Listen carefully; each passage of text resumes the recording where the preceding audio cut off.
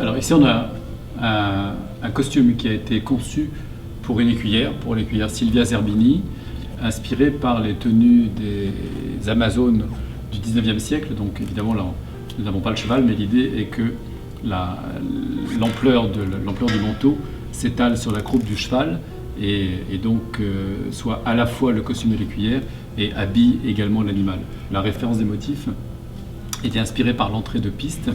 avec des références à l'Art Nouveau. Alors voici une maquette d'une ménagerie américaine, une maquette un peu fantaisiste avec le chapiteau et puis un certain nombre de voitures, de camions, de wagons aux alentours. On voit ici un gradin qui a été très, très inspiré par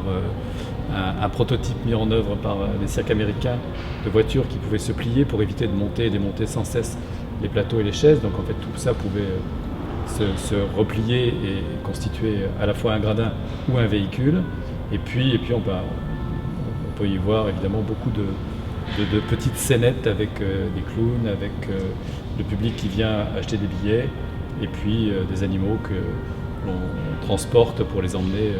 vers le chapiteau et vers la salle de spectacle. Alors ici nous avons un ensemble d'affiches, des affiches de grand format et ce qui est tout à fait fascinant évidemment dans la présence de ces affiches, au-delà de leur qualité graphique, c'est que par définition une affiche est faite pour être collée sur un mur et donc toutes ces affiches auraient dû disparaître. Donc c'est une chance inouïe d'avoir la possibilité de regarder sous nos yeux d'aujourd'hui des témoignages de spectacles des années 50, 60, quelquefois même plus anciens, puisque celle qui est tout en haut date de 1937, avec la présence évidemment d'éléments